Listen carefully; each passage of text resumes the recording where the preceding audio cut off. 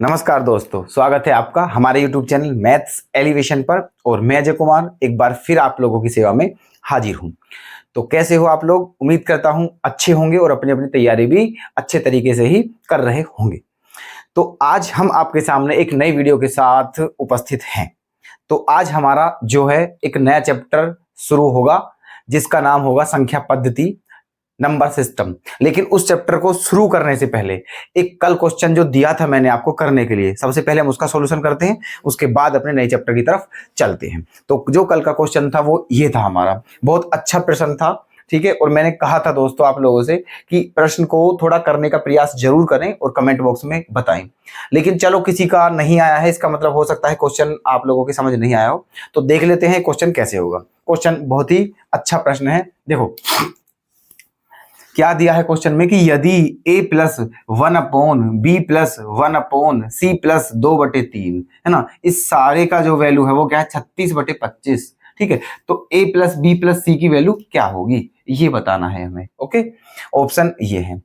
अब देखो, अब इस क्वेश्चन को करें तो करें कैसे, है ना। अब ये है, तो ये क्वेश्चन थोड़ा लॉजिकल है ना, ये क्वेश्चन लॉजिकल है। अब इसमें एबीसी की वैल्यू जब तक नहीं पता चलेंगी जब तक उसकी वैल्यू आएगी नहीं, ठीक है। अब एबीसी की वैल्यू कैसे बताएं? अब ये कोई इक्वेशन ऐसी भी नहीं बननी है, इक्वेशन की 3 इक्वेशन बननी है, उन तीनों को आपस में सोल्व करके एबीसी के मान निकालने। तो यहीं से करना है जो भी करना है, ठीक है। अब देखो एक बात समझो, एक मेथड होता है, मेथड बोल सकते हो आप उसको मेथड बोल सकते हो या फिर तरीका बोल सकते हो, मतलब जो भी है, ठीक है। कंपैरिजन मेथड, ठीक है ना। कुछ क्वेश्चंस ऐसे होते हैं जहां हम कुछ वैल्यू हम कंपैरिजन के थ्रू फाइंड आउट करते हैं, ठीक है। तो यहां भी वही मेथड लगेगा, कंपैरिजन मेथड, ठीक है, तुलना करके, है ना। तो देखो कहने मतलब ये जो है ये तो ऐसी फॉर्म में दिया ही है। अगर ये संख्या जो है इधर की ये भी कुछ इसी फॉर्म में लिख जाए तो फिर बिल्कुल इसी की तरह लिख जाए तो फिर एबीसी की वैल्यू हम कंपैरिजन करके फाइंड आउट कर लेंगे और हमारा क्वेश्चन हो जाएगा, ठीक है। लेकिन ये इस फॉर्म में लिखे कैसे जाए, ठीक है। देखो कैसे लिखते हैं, एक काम करते हैं, ठीक है। देखो 36/क्या है 25, मैं एक साइड में अलग लेके कर रहा हूं इसको, ओके। 36/25 है, तो एक काम करते हैं, देखो पहले 25 में 36 का डिवाइड करते हैं, है ना। तो कैसे करेंगे? 25 25 एकम 25, है ना, 25 एकम 25, है ना। तो बचा कितना, है ना, 11/25, ठीक है। ऐसे कहने का मतलब मैं इसको क्या लिख सकता हूं, 25 एकम 25 बचा कितना 11/25, है ना। ऐसे सही की फॉर्म में, है ना, ऐसे करके जितनी बार कटा वो फिर जो रिमाइंडर बचा वो अपोन में जिससे काट रहे हैं वो, तो एक सही 11/25 भी लिखा जा सकता है इसके प्लेस पे, ठीक है। और पहले ये सिचुएशन बनी थी, मैंने बताया था, और नहीं भी बताया हो तो अब बता रहा हूं कि अगर सही हो ना तो उसके प्लेस पे हम प्लस भी लगा सकते हैं। कहने का मतलब ये है, अगर एक सही 1/2 है ना, उसे हम 1 + 1/2 भी कह सकते हैं। एक ही बात है, कोई मतलब अलग बात नहीं है, एक ही बात है, दोनों का मतलब एक है और सेम आएगा दोनों का, ठीक है। तो ऐसे यहाँ एक सही 11/25 को हम क्या लिख सकते हैं, 1 + 11/25, ओके। चलो जी आगे चलते हैं, ठीक है। अभी 11/25 है, देखो इसे मैं ऐसे भी लिख सकता हूं 1 + 1/25/11, मतलब ये 11 को नीचे लिया घुमा करके, ठीक है। यहाँ अब भी तो वही बात है, अब भी तो 11 घूम के ऊपर ही पहुंचेगा, ठीक है। ऐसे क्योंकि हमें इस फॉर्म में लाना है, ध्यान रखना इस फॉर्म में। और इस फॉर्म में लाने के लिए क्या चाहिए, यहां भी 1 चाहिए, यहां भी 1 चाहिए और यहां क्या चाहिए 2 चाहिए, ठीक है। ऐसे तब आएगा ये, है ना। चलो तो यहां आ गया। अब देखो क्या करते हैं, है ना, उसके बाद 1 + 1 ठीक है। अब 25 में 11 का डिवाइड करते हैं तो कितनी बार जाएगा, 11 दूनी 22, है ना, 11 दूनी 22 और 25 में से 22 जाएगा तो क्या बचेगा 3 और बटे में क्या है फिर 11, ठीक है। ऐसे लिख सकते हैं। फिर इसे कैसे लिख सकते हैं, ठीक है। देखो 1 + 1 ठीक है 2 प्लस इस 3 को यहां ले आते हैं 1/11/3, ओके। लिख सकते हैं, ऐसे बिल्कुल लिख सकते हैं, कोई दिक्कत नहीं है क्योंकि 3 ऊपर होम के ऊपर ही पहुंच जाएगा, ठीक है। ऐसे करके आ गया। अच्छा जी, अब फिर 3 का इसमें डिवाइड करते हैं, है ना। अब फिर 3 का इसमें डिवाइड करते हैं तो 1 + 1/2 + 1 ठीक है 11 में 3 का, तो 3 तिया 9, 3 तिया 9 बचा कितना 2 और अपोन में क्या 3, ठीक है। देखना ये फॉर्म आ गई फाइनली, है ना। ये फाइनली फॉर्म आ चुकी है हमारी, ध्यान से देखोगे तो तुम्हें उसी के रूप में नजर आएगी, है ना, ऐसे करके देखना, है ना। ये अब देखो इसकी कंपेयर करो, देखो ये ए, ये बी और ये सी, है ना। वन देखो, 1+1 मतलब 1/1/1/2/3, 1/, है ना, 1/2/3, ठीक है। अब उसी की फॉर्म में है। अब देखो यहाँ पहला ए है और यहाँ क्या है 1, इसका मतलब ए की वैल्यू क्या आ गई 2, ठीक है। यहाँ क्या है बी और यहाँ क्या है 2, तो इसका मतलब बी की वैल्यू क्या आ गई 2। यहाँ क्या है सी और यहाँ क्या है 3, तो इसका मतलब सी की वैल्यू क्या आ गई 3, है ना। ए की वैल्यू 1, बी की वैल्यू 2 और सी की वैल्यू 3, और हमें वैल्यू मतलब किसकी वैल्यू बतानी है, ए प्लस बी प्लस सी की। तो तीनों को क्या करना है, ऐड। तो 1 और 2 3 और 3 6, ठीक है। तो ए प्लस बी प्लस सी की वैल्यू क्या आ जाएगी 6। उम्मीद करता हूं आपके समझ आ गया है क्वेश्चन, ठीक है। तो कौन सा ऑप्शन करेक्ट हो जाएगा, ऑप्शन नंबर 4। ओके, तो ये हमारा लास्ट क्वेश्चन था उस चैप्टर का, जो कि हमने कल ही चैप्टर खत्म कर दिया था, ठीक है। अब चलते हैं नए चैप्टर की तरफ। तो आज का हम अपना नया चैप्टर प्रारंभ करते हैं, ठीक है। पहला चैप्टर जो है हमारा सरलीकरण, सिंप्लीफिकेशन, उसे पूरी तरह हमने सही मतलब समाप्त कर दिया है। जो अच्छे प्रश्न थे सारे वो ले लिए हैं। प्रैक्टिस आपको करते रहना दोस्तों, ठीक है। और दिक्कत हो तो कमेंट बॉक्स में बताते रहना। तो आज का हमारा जो नया चैप्टर है उसका नाम क्या है, संख्या पद्धति, ठीक है। नंबर सिस्टम बोलते हैं उसे इंग्लिश में, ओके। अच्छा, तो इस चैप्टर के क्वेश्चंस तो हम बाद में स्टार्ट करेंगे, पहले इसके बारे में आप जान लो, ठीक है। इस चैप्टर में क्या है, ठीक है, और क्या हमको मतलब ऐसे क्या पढ़ना है, और मतलब ये नंबर वगैरह क्या होते हैं क्या नहीं, ठीक है। उसके बाद फिर सीधे हम क्वेश्चन पे चलते हैं। तो देखते हैं, सबसे पहले चैप्टर का नाम क्या है, संख्या पद्धति है। तो नाम ही देखो, संख्या पद्धति, नंबर सिस्टम, ठीक है। मतलब इस चैप्टर में किसका सिस्टम है, नंबरों का सिस्टम है। सिस्टम माने पद्धति, है ना। तो ऐसे मतलब जो क्वेश्चंस आएंगे वो नंबरों के ऊपर ही आएंगे, ठीक है, और नंबर्स का भी रोल है ना। तो सबसे पहले हम ये जानते हैं कि जो नंबर्स होती हैं, मतलब जो संख्याएं होती है, ठीक है, उनके टाइप्स कौन कौन से होते हैं, है ना। तो सबसे पहले हमने देखो टाइप्स ऑफ नंबर, संख्याओं के प्रकार। ओके, देखो बाकायदा लिखा हुआ है और फिर मैं एक बार एक्सप्लेन कर देता हूं, ठीक है। और मैं देखो इधर हूं, आपको अगर स्क्रीनशॉट लेना हो या फिर नोट करना हो तो आप कर सकते हैं बिना किसी दिक्कत के, ठीक है। देखो, नंबर एक नेचुरल नंबर, ठीक है, जिसको हिंदी में क्या बोलते हैं, प्राकृतिक संख्या। तो आपने ये बात शायद जानते होंगे कि प्राकृतिक संख्या क्या होती है, बड़ी बेसिक सी चीज है वैसे, ठीक है। तो प्राकृतिक संख्या वो होती हैं जो 1 से प्रारंभ होती हैं, ठीक है। जो 1 से स्टार्ट हो उसे प्राकृतिक संख्या बोलते हैं, नेचुरल नंबर बोलते हैं, ठीक है। जैसे कि 1 2 3 4 ऐसे करके, ठीक है। अब सबसे छोटी प्राकृतिक संख्या क्या है, 1। लेकिन अगर आपसे या हम कोई पूछे कि सबसे बड़ी प्राकृतिक संख्या क्या है, तो वो हम बता नहीं सकते हैं, ठीक है, क्योंकि संख्याओं का अंत है ही नहीं, ठीक है। संख्याओं का कहीं भी अंत नहीं है। कितनी भी बड़ी से बड़ी संख्या आप बोल के देख लीजिए, उससे भी बड़ी संख्या आपको फिर मिल जाएगी। मैं बोलूं 10 लाख, 10 लाख से भी ज्यादा है, ठीक है। 10 करोड़ अरब मतलब बहुत ज्यादा है, ठीक है। तो इनफाइनाइट तक चलता रहता है, ठीक है। तो सबसे छोटी प्राकृतिक संख्या तो होती है, लेकिन सबसे बड़ी प्राकृतिक संख्या नहीं होती कोई सी भी, ठीक है। तो ये है। अच्छा, फिर क्या होते हैं, होल नंबर, जिसे बोलते हैं पूर्ण संख्या, जो 0 से स्टार्ट होती है ना, 0 1 2 3 4 ऐसे करके। कहने का मतलब ये है, अगर नेचुरल नंबर में 0 को भी शामिल कर लिया जाए तो वो नंबर्स क्या होते हैं, होल नंबर्स हो जाते हैं। ओके, नंबर 3 इंटीजर्स, ठीक है, पूर्णांक संख्याएं, है ना। तो पूर्णांक क्या होते हैं, जितने भी हैं सबके सब इंटीजर हैं, है ना। जितने भी हैं सबके सब इंटीजर हैं। ओके, अगर नेगेटिव है तो फिर नेगेटिव इंटीजर है, और अगर पॉजिटिव है तो फिर पॉजिटिव इंटीजर है, ठीक है। देखो नाम से पता चल रहा है पूर्ण अंक, ठीक है, मतलब ऐसा अंक जो पूर्ण हो, कंप्लीट हो, है ना। कहने का मतलब ये इंटीजर जो होते हैं ये कभी भी डेसिमल की फॉर्म में नहीं होते, जैसे कि 2.3 4.5 वगैरह ऐसे फॉर्म में जो होते हैं वो इंटीजर नहीं होते। इंटीजर कंप्लीट होते हैं, 1 2 3 4 5 10,000 20,000, मतलब अपने आप में कंप्लीट, ठीक है। हाँ, नेगेटिव हो सकते हैं, पॉजिटिव हो सकते हैं, ठीक है, बट डेसिमल में नहीं होते। ओके, तो ये जो है सारे इंटीजर है ना। जो ऋण, जो माइनस के हैं उन्हें क्या बोलते हैं हिंदी में, ऋण पूर्णांक, इंग्लिश में नेगेटिव इंटीजर, और जो प्लस के हैं उन्हें बोलते हैं धन पूर्णांक, इंग्लिश में पॉजिटिव इंटीजर, ठीक है। नेक्स्ट क्या है, सम संख्या, इवन नंबर। तो सम संख्या कौन सी होती है, ऐसी संख्या जो 2 से कट जाएं वो सम संख्याएं होती हैं, ठीक है। Okay, which numbers divisible by 2 that called are even number. Okay, तो देखो 2 4 6 8 ऐसे कहां तक चलेंगे, ये भी इनफाइनाइट तक है। ठीक है, मतलब अंत तो हो ही नहीं सकता संख्याओं का। ठीक है, चाहे कोई सी भी संख्या हो, अंत किसी का नहीं है। नंबर अगला विषम संख्या, ओड नंबर बोलते हैं जिसे। ठीक है, ऐसी संख्या जो 2 से ना कटे वो विषम संख्या होती है, जैसे कि 1 3 5 7 9। ओके, नेक्स्ट परिमेय संख्या, रेशनल नंबर।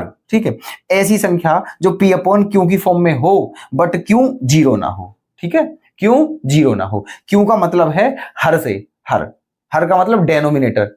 ठीक है, कहने का मतलब जो फ्रैक्शन होती है उसमें दो पार्ट होते हैं, एक तो अंश होता है, एक हर होता है। ठीक है, जो अंश होता है उसे न्यूमरेटर बोलते हैं और जो हर होता है उसे डेनोमिनेटर बोलते हैं। ठीक है, तो वो ऐसी संख्या जिसका डेनोमिनेटर जीरो ना हो, ठीक है, वो संख्या क्या होगी, परिमेय संख्या होगी, है ना।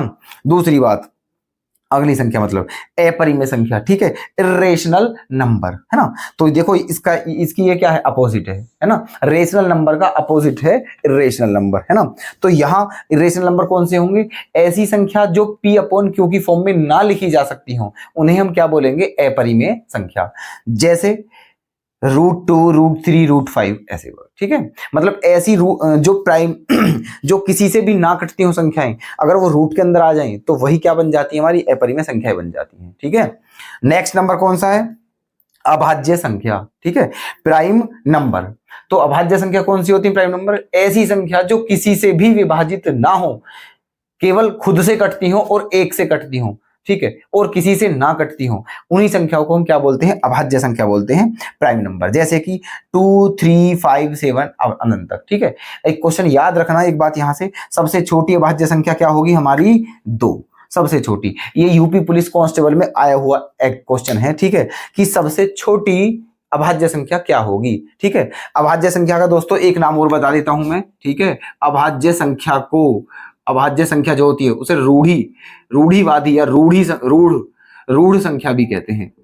ठीक है, रूढ़ संख्या, जो अभाज्य संख्या होती है उसे रूढ़ संख्या भी कहते हैं। ओके, तो ये हो गया नंबर। नेक्स्ट क्या है, भाज्य संख्या, कंपोजिट नंबर, है ना। भाज्य संख्या कंपोजिट नंबर, ऐसी संख्या, है ना, जो खुद से तो कटे ही कटे लेकिन अन्य संख्याओं से भी कट जाएं, वो संख्याएं क्या होती हैं, भाज्य संख्या होती हैं, कंपोजिट नंबर। जैसे कि 4 6 8 9 10 अनंत तक। ओके, देखो 4 है, 4 से तो कटेगी ये, 1 से भी कटेगी लेकिन 2 से भी कट जाएगी। ठीक है, 6 है ना, 2 से भी कटती है, 3 से भी कटती है ना। तो आप समझ गए होंगे कि ऐसी सभी संख्याएं जो खुद के अलावा भी अन्य संख्याओं से कट जाएं, वो संख्याएं हमारी क्या कहलाती हैं, भाज्य संख्या कहलाती है, कंपोजिट नंबर।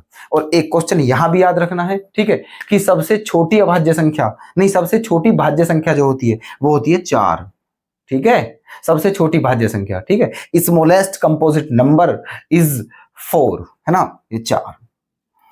नेक्स्ट वास्तविक संख्या, क्या बोलते हैं इन्हें, रियल नंबर, है ना, वास्तविक संख्या। वैसे ऐसी संख्याएं देखो, जितनी भी परिमेय संख्या है और जितनी भी अपरिमेय संख्या है, इन सभी को मिलाकर के, ठीक है, वास्तविक संख्या होंगी। मतलब जितनी भी संख्याएं वो सारी की सारी रियल नंबर है। ठीक है, दूसरी डेफिनेशन इसकी ऐसे भी है। ठीक है, ऐसी संख्याएं जिन्हें संख्या रेखा पर दर्शाया जा सकता हो, नंबर लाइन पर शो किया जा सकता हो, उन्हें हम क्या बोलते हैं, वास्तविक संख्या बोलते हैं। ठीक है, और जिन्हें नंबर लाइन पे शो नहीं किया जा सकता हो, वो वास्तविक संख्या नहीं होती है, वो काल्पनिक संख्या होती है, फिर इमेजिनरी नंबर। मैंने नहीं बताया है क्योंकि वो हमारे काम की बात नहीं है। ठीक है, इसलिए नेक्स्ट सह अभाज्य संख्या, इसको बोलते हैं को प्राइम नंबर, है ना। कभी भी एक डिजिट या एक संख्या हम नहीं निर्धारित कर सकते कि वो सहभाज्य संख्या है। ठीक है, सहभाज्य संख्याओं के लिए या तो 2 या 2 से ज्यादा मतलब नंबर तो होने ही होने चाहिए। ठीक है, तो सहभाज्य संख्या की परिभाषा एक तरीके से ये हो जाएगी, ऐसी दो संख्याएं जो आपस में एक दूसरे को ना काटें वो सहभाज्य संख्याएं होंगी, या फिर ऐसी दो संख्याएं जिनका में से HCF एक हो, वो दोनों सहभाज्य संख्याएं होंगी। जैसे कि दोनों 6 7 ऐसे। ठीक है, देखो 2 और 9 ना तो 2 9 को काटती है, ना ही 9 2 को काटती है। ठीक है, अब जब एक दूसरे को काटती नहीं है तो इनका में से क्या है, एक, HCF हाईएस्ट कॉमन फैक्टर 1 है। ठीक है, यहां देखो 6 7 का भी में से 1 है ना। तो ऐसी सभी संख्याएं, चाहे वो 2 संख्या हो, चाहे 3 हो, 4 हो, कितनी हो, ठीक है, अगर उन सबका में से 1 है तो वे संख्याएं सारी क्या कहलाती हैं, हमारी सहभाज्य संख्याएं। तो उम्मीद करता हूं ये बात आप समझ गए होंगे। तो चलते हैं नेक्स्ट तो अभी इस चैप्टर में थोड़ा सा और बच गया था, ठीक है, उसे और देख लेते हैं, है ना। अभी सारी संख्याओं के बारे में बता दिया है कि संख्या कितने टाइप्स होते हैं, ठीक है। अब ये देख लेते हैं कटने की पहचान, डिविजिबिलिटी रूल, है ना, ऐसे। और ये दो फॉर्मूले हैं बस, है ना। इसके बाद सीधे हम क्वेश्चन की तरफ चलेंगे, है ना। और देखना, दो से कटने की पहचान, है ना। दो से कटने की पहचान क्या है, कैसे पता चलेगी कि ये संख्या दो से कट रही है? जिस संख्या का अंतिम अंक मतलब लास्ट डिजिट क्या हो, सम हो, इवन, वो संख्या दो से कटेगी। जैसे ये रही, लास्ट में 4 है, दो से कटेगी, लास्ट में 0 है, दो से कटेगी, ठीक है। 3 से कटने की पहचान, जो संख्या 3 से कटती होगी उसके अंकों का योगफल क्या होना चाहिए, 3 से गुणज होना चाहिए, 3 का मल्टीपल होना चाहिए, वो संख्या 3 से कटेगी। जैसे ये 234, 2 और 3 5 और 4 9, अंकों का योगफल 9 है और 9 जो है 3 का गुणज है, इसका मतलब ये संख्या 3 से कट जाएगी। ऐसे ये है 6 7 13 और 2 15, 15 भी 3 का गुणज है, ये संख्या भी 3 से कट जाएगी, ठीक है। नेक्स्ट, 4 से कटने की पहचान, अंतिम 2 अंक 4 से कटने चाहिए, ठीक है, तो वो 4 से कट जाएगी। जैसे ये है 23 28, ठीक है, अंतिम 2 अंक क्या है 28, जो अंतिम 2 अंक 28 हैं वो 4 से कटते हैं, इसका मतलब ये पूरी संख्या 4 से कट जाएगी। अंतिम 2 अंक क्या है 20, है ना, तो वो भी 4 से कटते हैं, तो वो संख्या भी 4 से कट जाएगी, है ना। 5 से कटने की पहचान, ठीक है, अंतिम अंक या तो 5 हो या फिर 0 हो, वो संख्या किससे कटेगी, 5 से। जैसे कि ये रहा, लास्ट में 0 है या लास्ट में 5 है, ये 5 से कट जाएगी। 6 से कटने की पहचान, ठीक है, क्योंकि 6 के गुणज, 6 के वो फैक्टर क्या होते हैं 2 और 3, क्योंकि 2 तिया 6, है ना, तो 6 के फैक्टर 2 और 3 होते हैं, तो ऐसी संख्या जो 2 और 3 दोनों से कटती है उसे वो 6 से भी कटेगी, ठीक है। जैसे कि ये 42 30 और 72 42, ठीक है, 42 30 लास्ट में 0 है, 2 से कट रही है, ठीक है, और 4 2 6 3 9, और अंकों का योगफल भी 3 है, मतलब 9 है, जो कि 3 का गुणज है, 3 से भी कट रही है, तो इसका मतलब ये 6 से भी कटेगी, है ना। 7 से कटने की पहचान, है ना, 7 से कटने की पहचान क्या है, जो इकाई का अंक है ना, जो इकाई जो भी संख्या है उसके इकाई का अंक का 2 गुना शेष संख्या में से घटा दें, ठीक है, और जो प्राप्त हुआ हो अगर वो 7 से कटता हो तो वो पूरी की पूरी संख्या 7 से कट जाएगी। जैसे कि 343 है, ठीक है, 343 का इकाई का अंक क्या है 3, है ना, और 3 का 2 गुना कितना होता है 6। अब 3 के अलावा क्या बचा है शेष संख्या 34, तो 34 में से 6 घटाएं तो कितना आ गया 28, और 28 जो है वो 7 से कटती है, इसका मतलब है पूरी की पूरी संख्या किससे कटेगी 7 से। ये 7 से कटने की पहचान है। तो 7 से कटने की पहचान के लिए मैं आपसे यही बोलूंगा कि 7 से काट के ही देख लें, क्योंकि इसकी पहचान थोड़ी लेंथी सी है, ठीक है, इससे ज्यादा बेटर है कि हम 7 का डिवाइड करके ही चेक कर लें, ठीक है। चलो नेक्स्ट, 8 से कटने की पहचान, है ना, अंतिम अंक जो है अंतिम 3 अंक, ठीक है, वो 8 से कटने चाहिए, तब वो संख्या किससे कटेगी 8 से। जैसे कि ये 23 816, है ना, तो 3 बाद के 3 अंक कितने हैं 816, इसमें अगर 8 का डिवाइड दूं तो ये 8 से कट रहा है, ठीक है, इसका मतलब ये पूरी संख्या 8 से कटेगी। नेक्स्ट भी इसी प्रकार है, ठीक है। 9 से कटने की पहचान, है ना, जैसे 3 से थी ऐसे ही 9 वाली, है ना, अंकों का योगफल क्या होना चाहिए 9 का गुणज, तो वो पूरी संख्या किससे कटेगी 9 से। जैसे कि 6 और 2 8 और 1 9, 2 और 3 5 और 4 9, तो 9 से कटेगी, ठीक है। नेक्स्ट, 10 से कटने की पहचान, जो अंतिम अंक है ना वो क्या होना चाहिए 0, तो पूरी की पूरी संख्या किससे कटेगी 10 से। जैसे कि देखना यहाँ भी है यहाँ भी है ना। नेक्स्ट और लास्ट 11 से कटने की पहचान, है ना, देखना ये थोड़ा हटके है ना। 11 से कटने की पहचान क्या है, जो भी संख्या दे रखी है उसमें ये देखो ऐसी डिजिट जो इवन प्लेसेस पे आ रही है, ठीक है, सम स्थानों पर जो आ रही हैं उन अंकों को आपस में जोड़ लो, और जो विषम स्थानों पे आ रहे हैं उन अंकों को आपस में जोड़ लो, फिर उन दोनों का डिफरेंस लो। अगर वो डिफरेंस 11 का गुणज है तो वो पूरी की पूरी संख्या 11 से कटेगी, अदरवाइज नहीं कटेगी। जैसे ये रहा 52 47, ठीक है, देखो ये पहले नंबर पे है, ये दूसरे पे, तीसरे पे, चौथे पे, तो विषम स्थानों पे जो अंक आ रहे हैं पहले उन्हें जोड़ते हैं, ठीक है, पहले पे 5 और तीसरे पे 4, तो 5 और 4 क्या हो गया 9, माइनस सम स्थानों पे कौन कौन से आ रहे हैं उन्हें जोड़ते हैं 2 और 7 9, ठीक है, दोनों का डिफरेंस क्या आ गया 0, और 0 जो है वो तो सबका गुणज है, ठीक है, 0 सबका गुणज है ना, तो इसका मतलब ये संख्या 11 से कट जाएगी, ठीक है। दूसरे में देखते हैं, यहाँ 8 है 9 है, तो 8 और 9 क्या हो गए 17, और 4 और 2 क्या हो गए 6, 17 में से 6 घटाएंगे तो कितना बचेगा 11, और 11 का गुणज है ना, एक बार कटता है, तो इसका मतलब वो संख्या भी 11 से कटेगी, है ना। अब देखना ये 2 फॉर्मूले और हैं, है ना, जो कि थोड़ा इंपॉर्टेंट है, आ जाते हैं ना, जैसे 1 + 2 + 3 + 4 ऐसे करके, मतलब ये है क्रमागत, ठीक है, प्राकृतिक संख्याओं के क्रमागत पदों के n पदों का योगफल, ठीक है ना, प्राकृतिक संख्याओं के n पदों का योगफल, मतलब 1 से स्टार्ट होनी चाहिए कहां तक, n तक लगातार, है ना। तो उसका फॉर्मूला क्या होगा, n+1/2, ठीक है, n+1/2।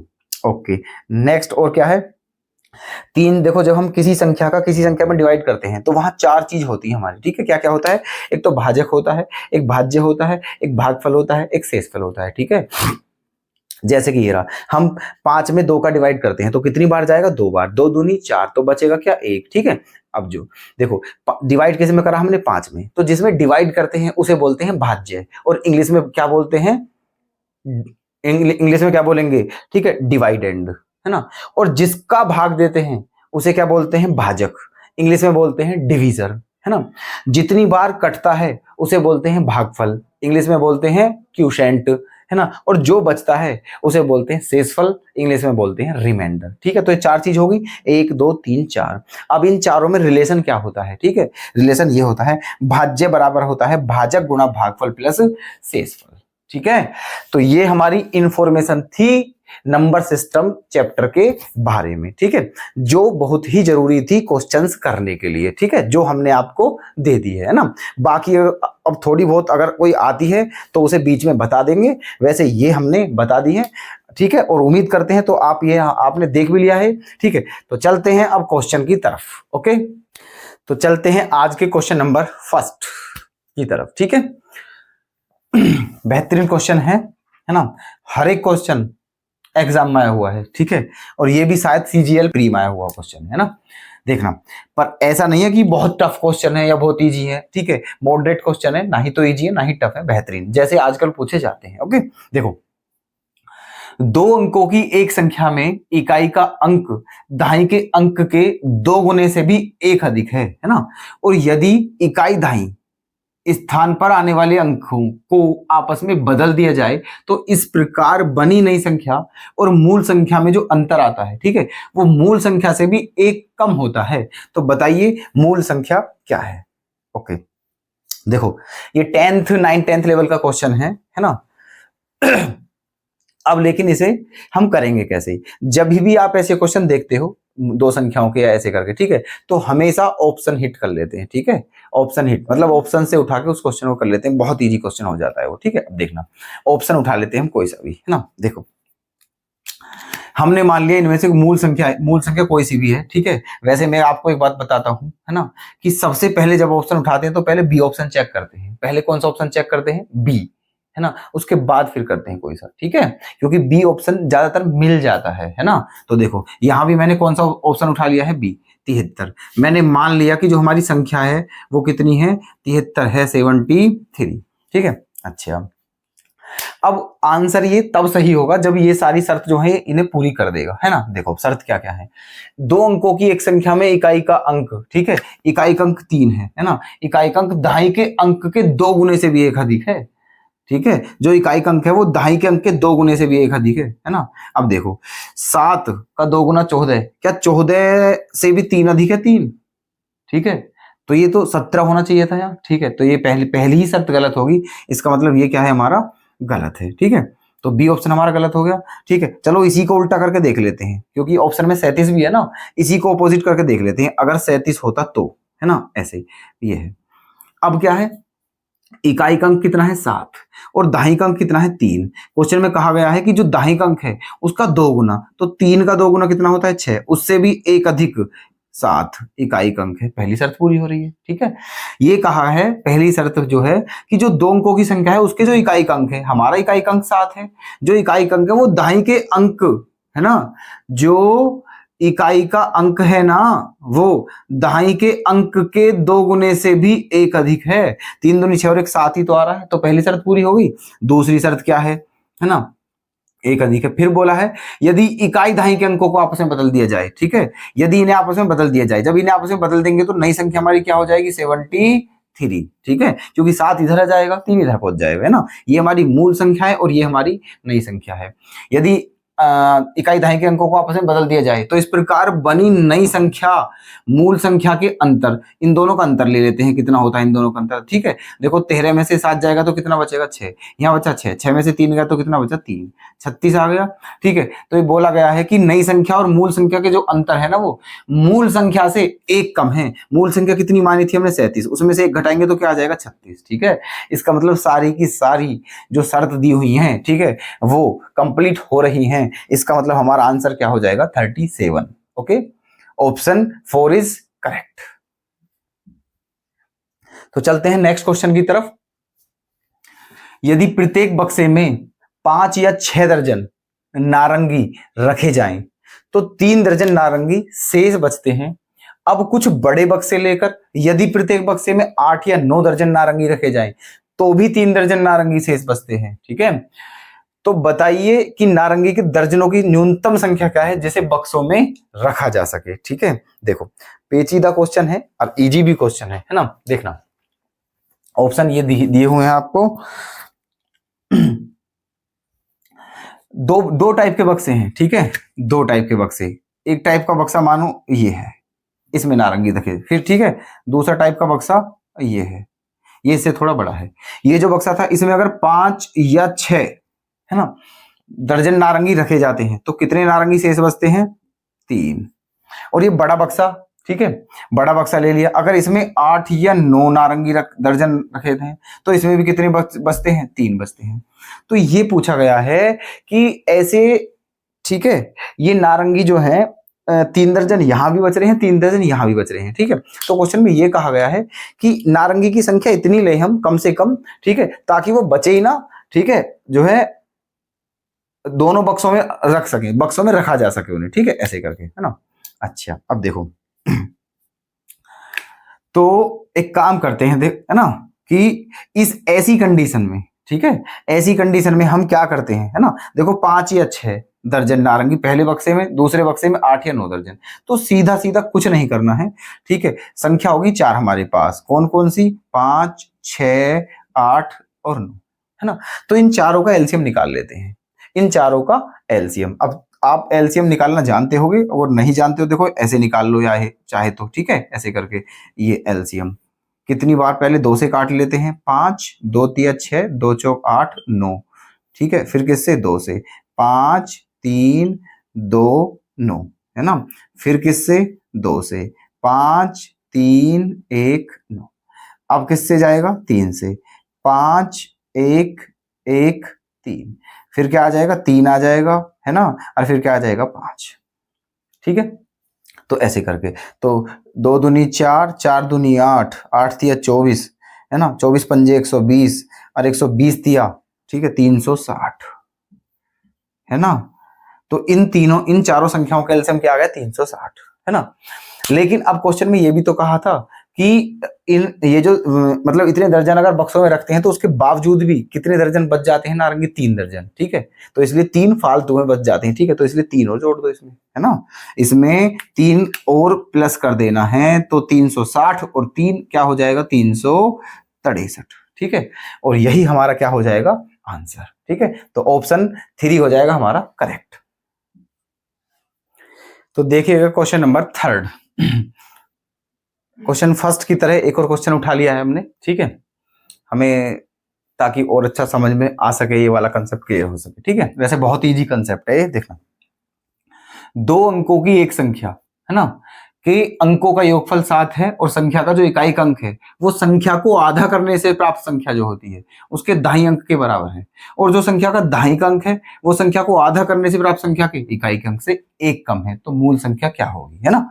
तो मैंने पहले ही बताया था क्वेश्चन नंबर फर्स्ट में जब भी ऐसा क्वेश्चन आता है तो हमें सीधा क्या करना है ऑप्शन हिट करना है। ठीक है, तो ऑप्शन उठाते हैं, और मैंने एक बात और बताई थी कि हमेशा ऑप्शन पहले कौन सा उठाना है बी उठाना है, तो यहाँ भी हम कौन सा ऑप्शन उठाएंगे बी। ठीक है, और बी ऑप्शन कौन सा है हमारा 52। ठीक है, इसको देखते हैं चेक करके। मान लिया जो हमारी 2 अंकों की संख्या है वो क्या है 52 52। ठीक है, अब यही आंसर अगर हमारा सही हो जाएगा अगर ये सारी जो शर्त है ये सारी पूरी हो जाती है तो। ठीक है, तो देखना पहली शर्त क्या है, 2 अंकों की एक संख्या के अंकों का योगफल 7 है, 5 और 2 7, पहली शर्त पूरी हो रही है, इन दोनों का योगफल 7 बैठ रहा है। ठीक है, चलो जी दूसरी वाली क्या है, संख्या का जो इकाई अंक है, संख्या का इकाई अंक क्या है 2, है ना। संख्या का जो इकाई अंक है वो संख्या को आधा करने से, ठीक है, संख्या 52 है, 52 का आधा कितना है 26, ठीक है, आधा करने से प्राप्त संख्या के दाहिने अंक के बराबर है। दाहिने अंक 2 है, ये भी बात ठीक है ना। भाई संख्या आधी 26 कर दी, 26 में दाहिने अंक 2 है और ये जो इकाई अंक है 2, इसके ही बराबर है, बिल्कुल शर्त, ठीक है, 2 शर्त पूरी होती है। तीसरी शर्त क्या है, तथा संख्या का जो दाहिने अंक है, ठीक है, संख्या का दाहिने अंक क्या है 5, ठीक है, वो जो संख्या का दाहिने अंक है वो संख्या को आधा करने से, ठीक है, जो संख्या प्राप्त होती है उसके इकाई के अंक से भी 1 कम है, ठीक है। इकाई का अंक कितना है 6 और 6 से 1 कम कितना है 5, ठीक है। इसका मतलब सारी शर्त पूरी हो रही है, तो हमारा आंसर क्या हो जाएगा 52, 52, ऑप्शन सेकंड क्या हो जाएगा करेक्ट। ओके, देखिएगा नेक्स्ट क्वेश्चन क्या है, यदि किसी संख्या के आधा भाग, कोमा 1/3 भाग और कोमा 1/4 भाग, इन तीनों का जो योगफल है वो संख्या से कितना अधिक है 4, तो वह संख्या क्या है, ठीक है। देखो संख्या कहाँ है ना, संख्या तो हमें पता ही नहीं है, मान लेते हैं वो संख्या क्या है x है, मान लिया वो संख्या क्या है x। ओके, अब क्या बोला गया है, किसी संख्या के आधा, संख्या का क्या कर दिया आधा, ठीक है, 1/3 संख्या का क्या कर दिया 1/3, 1/4 संख्या का क्या कर दिया 1/4, ठीक है। ये 3 भाग हो गए और इन तीनों का जो योगफल है ना वो संख्या से 4 अधिक है, संख्या तो x है ना, उससे भी कितना अधिक है 4, है ना। तो संख्या बतानी मतलब x का मान बताना है, ठीक है। तो कोई दिक्कत नहीं, बहुत इजी क्वेश्चन है। ऐसा करते हैं 2, 3 और 4 इनका क्या ले लेते हैं एलसीएम। तो 2, 3, 4 का एलसीएम क्या आएगा 12, ठीक है। क्या आ गया 2, 3, 4 का एलसीएम 12, 2 से कितनी बार कटेगा 6 बार, तो ऊपर क्या हो जाएगा 6x प्लस 3 से कितनी बार कटेगा 4 बार, तो यहाँ क्या हो जाएगा 4x, 4 से 3 बार तो ऊपर क्या हो जाएगा 3x और बराबर में क्या है मतलब x प्लस 4, ठीक है। तो देखो 6 और 4 10 और 3 13x, ओके, 12 के इधर गुणा कर दिए तो क्या हो गया 12x और प्लस 12 चौक 48, 13x में से 12x जाएगा तो क्या बचेगा 1x और इक्वल्स टू में क्या है 48, ठीक है। संख्या पूछिए, संख्या तो x मानी थी, ठीक है, यही हमारा क्या हो जाएगा आंसर, तो ऑप्शन क्या हो जाएगा 1 इज करेक्ट। तो चलते हैं नेक्स्ट क्वेश्चन की तरफ। 405 मिठाई बच्चों में समान रूप से इस प्रकार बांटी गई कि प्रत्येक बच्चे को प्राप्त मिठाई की संख्या जो है ना वो कुल बच्चों की संख्या का 20% था। तो बताइए प्रत्येक बच्चे को कितनी मिठाई प्राप्त हुई, है ना। अब देखो इस क्वेश्चन में हमें यह पता होना बहुत ज्यादा जरूरी है कि बच्चों की संख्या कितनी है ना, जो कि हमें पता नहीं है। तो मान लो कोई दिक्कत नहीं, मान लिया बच्चों की संख्या कितनी थी x, ठीक है। अब ये बताओ बच्चों की संख्या कितनी थी x और टोटल मिठाई कितनी है 405। जब x बच्चों में 405 मिठाई बांटी गई तो एक बच्चे के हिस्से में कितनी मिठाई आएंगी 405/x, है ना। ये एक बच्चे को मिठाई मिली हुई है। अब क्या कहा है क्वेश्चन में कि एक बच्चे को कितनी मिठाई है, टोटल बच्चों की संख्या का 20%। तो बच्चों की संख्या तो x मानी है, इसका मतलब x का 20%, तो 20/100, ठीक है। ये इतनी मिठाई मिली, तो बतानी प्रत्येक बच्चे को कितनी मिठाई मिली, प्रत्येक बच्चे को कितनी मिठाई मिली ये बताना है। और प्रत्येक बच्चे को कितनी मिठाई मिली 405/x, इस चीज की वैल्यू हमें फाइंड आउट करनी है, ठीक है। तो ये तब हो पाएगा जब हमें x की वैल्यू निकलेगी, ठीक है। तो यहां से x निकाल के यहां रख देंगे, ठीक है। अब देखो तो ये कितनी बार कटेगा 20 से 5 बार और 5 की यहाँ क्या हो जाएगी गुणा, ठीक है, और x की इधर गुणा हो जाएगी। तो x स्क्वायर की वैल्यू क्या आ गई 5 गुना 405, 5 गुना 405, है ना। तो x की वैल्यू निकालनी है, तो x स्क्वायर बराबर क्या 5 गुना, इसको हम तोड़ लेते हैं, इसे क्या लिख सकते हैं 5 गुना 81, ठीक है, क्योंकि 81 पंजे 405 होते हैं, ये लिख लिया। तो अब x की वैल्यू क्या आ गई, देखो 5 का पेयर बनना है तो 1 5 आ गया और 81 का क्या होता है 9, है ना। तो 9 पंजे क्या आ गया 45, क्या आ गया 45, ठीक है। तो ये x का मान आ गया है 45, है ना। बताना क्या है हमें 405/x की वैल्यू, है ना। तो देखो 405 में कितने का डिवाइड करना है 45 का, ठीक है। 405 में कितने का डिवाइड करना है 45 का। तो 405 के प्लेस पे फिर वही वाली बात है, क्या लिख लेते हैं 405 के प्लेस पे 405 के प्लेस पे लिख लेते हैं 5 गुना 81, ठीक है। 405 के प्लेस पे 5 गुना 81 और नीचे क्या है 45, 45 को क्या लिख सकते हैं 5 नाम 45, ठीक है। 5 से 5 खत्म और 9 से कितनी बार कटेगा 9 बार, ठीक है। तो कितनी मिल रही है एक बच्चे को मिठाई 9, ठीक है। तो हमारा आंसर क्या हो जाएगा 9, ऑप्शन थर्ड क्या हो जाएगा करेक्ट। ओके, देखते हैं नेक्स्ट क्वेश्चन। 200 का 2/5, 125 के 3/5 से कितना अधिक है। बड़ा सिंपल सा क्वेश्चन है पर एग्जाम का है ना। देखो 200 का 2/5, तो 200 का की के का मतलब होता है गुना, 200 का 2/5, ठीक है। फिर क्या है ये 125 के 3/5, ये दोनों है ना। तो ये कहा है कि ये जो है ना इससे कितना अधिक है, तो पहले पहले इसे सोल्व करते हैं, है ना। देखो 5 से कितनी बार कटेगा ये 40 बार, और 40 दूनी क्या हो जाएगा 80। यहां देखो 5 से कितनी बार कटेगा 25 बार, और 25 दिया क्या हो जाएगा 75, ठीक है। अब आप ही बताओ कि जो 80 है वो 75 से कितना अधिक है, केवल 5 ही तो अधिक है, ठीक है। तो ऑप्शन थर्ड क्या हो जाएगा करेक्ट। देखिएगा नेक्स्ट क्वेश्चन, 13 की पावर 7 प्लस 11 की पावर 7 और 13 की पावर 5 प्लस 11 की पावर 5 के उभयनिष्ठ घटक बताना है हमें, ठीक है। तो उभयनिष्ठ जो है ये बड़ा ऑकवर्ड सा लग रहा होगा आपको, उभयनिष्ठ क्या होता है, लेकिन उभयनिष्ठ को इंग्लिश में बोलते हैं कॉमन, ठीक है, कॉमन। तो हमें ये बताना है कि इन दोनों का कॉमन घटक क्या है या कॉमन फैक्टर क्या है, मतलब ऐसा फैक्टर जो इसे भी डिवाइड करता हो और इसे भी डिवाइड करता हो, दोनों को काटता हो, वो बताना है दोनों का। जैसे कि मैं बोलूं एक नंबर 6 और एक नंबर 8 है, ठीक है। तो 6 के फैक्टर 2 तिया 6 और 8 के फैक्टर 2 चौक 8, ठीक है। तो एक ऐसा घटक जो इसका भी हो इसका भी हो और इन दोनों को काटता हो, तो वो क्या है 2 हमारा, ठीक है। तो 2 इसे भी काटता है इसे भी काटता है, ठीक है। तो इन दोनों का में से 2 है, इसका मतलब हमें इन दोनों का क्या बताना है में से, मतलब जो इसे भी काटता हो और इसे भी काटता हो, ठीक है। देखना कैसे बताएंगे। अब ये बताओ पहले, ठीक है, सिंप्लीफिकेशन में बता चुका हूं ये बात कि x की पावर n प्लस a की पावर n किससे कटेगा x प्लस a से, अगर n का मान क्या है विषम, ठीक है। तो x की पावर n प्लस a की पावर n, 7 ऊपर विषम है तो ये x प्लस a से कटेगा, x प्लस a से, तो x के प्लेस पे 13 प्लस 1 ये 11, ठीक है। तो किससे कटेगा 24 से, क्योंकि 13 और 11 क्या होते हैं 24 से, ठीक है। अब यहां देख लो, ये यहां भी यही सिचुएशन बन रही है, यहां भी x की पावर n प्लस a की पावर n है, ठीक है, और n का मान विषम है, तो ये भी किससे कटेगा, ठीक है, x प्लस a से, मतलब 24 से, ठीक है। तो दोनों का उभयनिष्ठ घटक या कॉमन फैक्टर क्या होगा 24। उम्मीद करता हूं समझ गए होगे। तो ऑप्शन फर्स्ट क्या हो जाएगा करेक्ट। देखिएगा नेक्स्ट क्वेश्चन, यदि दो संख्याओं का योगफल 22 है और वर्गों का योगफल 404 है, ठीक है, तो उन संख्याओं का गुणनफल क्या होगा, है ना। चलो मान लेते हैं दो संख्या x और y हैं और उनके इनका योगफल क्या दिया हुआ है 22, है ना, और इन दोनों के वर्गों का योगफल मतलब x square plus y square की वैल्यू क्या दी हुई है 404। हमें क्या बताना है दोनों का गुणनफल, मतलब x इंटू वाई की वैल्यू बतानी है, ओके। देखो तो इसका दोनों तरफ का क्या कर देते हैं स्क्वायर, इधर का भी स्क्वायर कर दिया और इधर का भी स्क्वायर कर दिया, तो इसे खोलते हैं, है ना। ए स्क्वायर प्लस बी स्क्वायर, है ना, और प्लस क्या 2ab प्लस 2ab, और 22 का जो स्क्वायर होता है वो होता है 484, मतलब 484, ठीक है। अब x square plus y square की वैल्यू कितनी है 404, तो रख देते हैं 404, ठीक है। 404 प्लस 2xy बराबर कितना 484। अब 484 में से 404 क्या करना है घटाना है, ठीक है।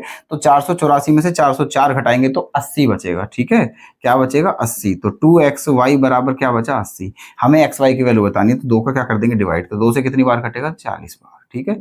यही क्या हो जाएगा हमारा आंसर, तो ऑप्शन 1 क्या हो जाएगा करेक्ट। चलते हैं नेक्स्ट क्वेश्चन की तरफ। अच्छा प्रश्न है, सारे मैं पहले ही बता चुका हूं, सारे एग्जाम के क्वेश्चन हैं, ठीक है। देखो दो संख्याओं का योगफल 12 है ना, और गुणनफल 35 है। दो संख्या x और y मान लेते हैं, तो x प्लस y, ठीक है। जो योगफल दिया है वो क्या दिया हुआ है 12, है ना, और जो गुणनफल दिया हुआ है वो क्या दिया हुआ है 35। तो बताना क्या है उनके व्युत्क्रमों का योगफल, x का व्युत्क्रम, व्युत्क्रम का मतलब होता है उल्टा, x का उल्टा 1/x और y का उल्टा 1/y, और इनका भी योगफल ये बताना है, ठीक है। तो देखो अब ये क्या है फ्रैक्शन है भिन्न, ठीक है, दोनों को प्लस करना है, तो पहले क्या लेना पड़ेगा एलसीएम, तो एलसीएम क्या आ जाएगा x इंटू वाई, एलसीएम क्या आ गया एक्स वाई, तो x कट गया y यहाँ आएगा x यहाँ आएगा, मतलब ऊपर क्या बच जाएगा x प्लस वाई। तो ये जो है किसके बराबर है इसके, बस यही बताना है, ठीक है। अब देखो x प्लस वाई का मान भी दे रखा है, एक्स वाई का मान भी दे रखा है, ठीक है। तो यहाँ क्या रख देंगे 12 और यहाँ क्या रख देंगे 35, और यही क्या हो जाएगा हमारा आंसर। तो कौन सा ऑप्शन करेक्ट हो जाएगा, ऑप्शन 3 इज करेक्ट। देखते हैं नेक्स्ट क्वेश्चन, ठीक है। 1 से 50 तक की संख्याएं लिखने में कुल कितने अंकों की आवश्यकता होगी, है ना, कितने डिजिट की हमें मतलब जरूरत पड़ेगी अगर 1 से 50 तक सारी संख्या लिखे तो, ठीक है। देखो अब एक काम करते हैं, है ना, देखो 1 से 9 तक जो डिजिट होती हैं, कितनी डिजिट होती है? 9 डिजिट होती है। ठीक है, 1 से 9 तक कितनी डिजिट है? 9। और हर डिजिट कितने कितने अंक की है? एक एक अंक की। ठीक है, तो हर डिजिट एक एक अंक की है, तो 1 की गुणा कर दी, तो कितनी डिजिट होगी? 9। ठीक है, अब 10 से लेकर और 50 तक कितनी डिजिट है ना? 41। ठीक है, 10 से लेकर 50 तक 41 डिजिट है। ठीक है, मतलब 41 संख्या है, और हर एक संख्या कितने अंकों की? 2 अंकों की। ठीक है, एक संख्या में 2 अंक है तो 41, तो इसमें कितने की गुणा करेंगे? 2 की, तो 41 दूनी कितना हो जाएगा? 82। ठीक है, तो 9 अंकों की जरूरत यहाँ है, एक अंक है ना, और 82 अंकों की जरूरत यहाँ है, तो टोटल अंक करने के लिए इनको क्या कर देंगे? प्लस 82 और 9 क्या हो जाएगा? 91। ठीक है, तो ऑप्शन यही हमारा क्या हो जाएगा? करेक्ट। ऑप्शन सी क्या हो जाएगा हमारा? सही। ठीक है, तो आज का हमारा नेक्स्ट क्वेश्चन है दोस्तों ये। ठीक है, क्या दिया हुआ है क्वेश्चन में? यदि 2, 4, 6, 8, 10, 98 और 100 को एक साथ गुणा किया जाए तो गुणनफल के अंत में शून्यों की संख्या क्या होगी? मतलब इन सब की आपस में गुणा करनी है और लास्ट में कितनी जीरो आनी है ये बतानी है। ठीक है, तो ये क्वेश्चन दोस्तों आप लोगों के लिए है, तो देखते हैं इस क्वेश्चन का आंसर कौन कौन दे पाता है। ठीक है, तो मिलते हैं दोस्तों नेक्स्ट वीडियो में।